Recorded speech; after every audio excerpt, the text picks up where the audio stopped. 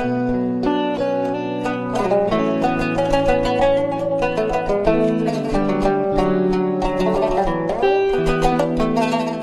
ma khalaqtul jinna wal insa illa liya'budun, dan tidak aku ciptakan jin dan manusia kecuali supaya mereka menyembahku, kecuali supaya mereka beribadah kepadaku. Maka ayat itu dapat kita pahami adalah merupakan penegasan dari Allah bahwa hidup kita dalam kehidupan duniawi ini tidak lain adalah supaya kita beribadah kepadanya. Dari segala macam ibadah yang pokok itu, bahwa yang paling pokok adalah ibadah sholat. Hadirin yang dimuliakan oleh Allah Subhanahu wa Ta'ala, memang kodrat manusia akan lebih bersemangat untuk melakukan suatu amal apabila ia mengetahui bahwa dalam amal itu ada manfaatnya, dan itu merupakan satu hal yang wajar saja, bahkan sangat wajar. Yang tidak wajar justru ketika seseorang sudah tahu bahwa dalam satu hal itu tidak bermanfaat, tapi ia tetap juga bersemangat mengerjakannya. Maka berkaitan dengan ibadah sholat ini, bukankah Allah Subhanahu wa Ta'ala telah memotivasi kita agar kita benar-benar giat menyempurnakan ibadah sholat kita itu dengan memberitahukan manfaat daripada ibadah sholat itu. Salah satunya adalah dalam surah Al-Baqarah ayat 153, Ya ayyuhalladzina amanu ista'inu bis-sabri was-shalah innallaha ma'as-sabirin. Hai orang-orang yang beriman, minta tolonglah kamu kepada Allah dengan cara sabar dan sholat. Sesungguhnya Allah beserta orang-orang yang bersabar. Hadirin rahimakumullah, pada ayat itu dengan jelas Allah kabarkan bahwa sabar sebagai perwujudan ikhtiar dan sholat adalah merupakan satu sarana yang diberitahukan oleh Allah kepada kita, yang seharusnya kita tempuh dalam rangka untuk mendapatkan pertolongan dari Yang Maha Kuasa. Jika demikian, berarti manfaat daripada ibadah, khususnya ibadah sholat itu, bukan semata-mata hanya sebagai tabungan akhirat, tapi sesungguhnya ia merupakan bagian dari investasi duniawi, karena ia merupakan sarana untuk mendapatkan pertolongan dari Allah Subhanahu wa Ta'ala. Jamaah yang mulia, kehidupan duniawi ini memang tempatnya ujian dari Allah Subhanahu wa Ta'ala. Tapi persoalannya adalah banyak orang menderita bukan karena ujian itu sendiri, tapi karena ketidaksiapannya, ketidakbijaksanaannya dalam menyikapi dan menghadapi ujian itu.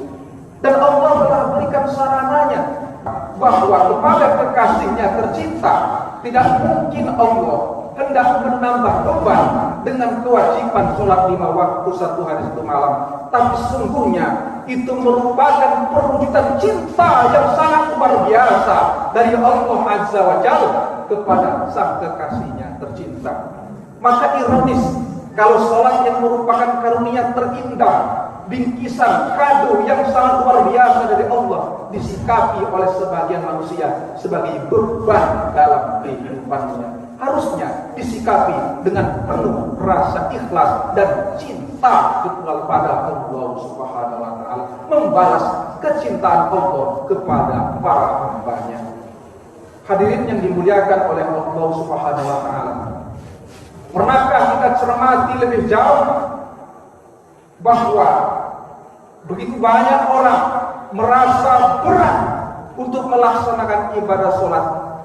Ternyata dalam Al-Baqarah ayat 45 Allah mengabarkan resepnya supaya kita menjadi orang-orang yang ringan, bahkan sampai kepada merasa dan menikmati ibadah sholat yang kita lakukan. caranya adalah jadikan diri kita sebagai orang yang khusyuk dalam pelaksanaan ibadah sholat. Wasta'inu bisabri wassalah wa innaha lakabiratun illa 'alal khashiyin. Minta tolonglah kamu kepada Allah dengan cara sabar dan salat. Wa innaha lakabiratun, dan sesungguhnya yang demikian itu maksudnya salat lakabiratun, sungguh berat. Pada ayat ini Allah menggunakan kata tauhid, lakabiratun, sungguh berat. Walaupun lahiriahnya ibadah sholat adalah praktek yang mudah, tapi karena berulang kali, maka tidak sedikit orang yang merasa berat untuk melaksanakannya. Dan Allah sudah benarkan itu, lakabiratun, sungguh berat, illa, kecuali alal khashiin, atas orang-orang yang khusyuk. Kalau kita termasuk orang yang masih berat melaksanakan ibadah sholat itu, berarti ada persoalan dalam kualitas kekhusyukan kita yang harusnya kita sadari dan kita perbaiki. Dan tidak ada cara memperbaikinya selain tahapan yang harus kita tempuh, selain tekad dan niat, adalah mempelajari ilmunya.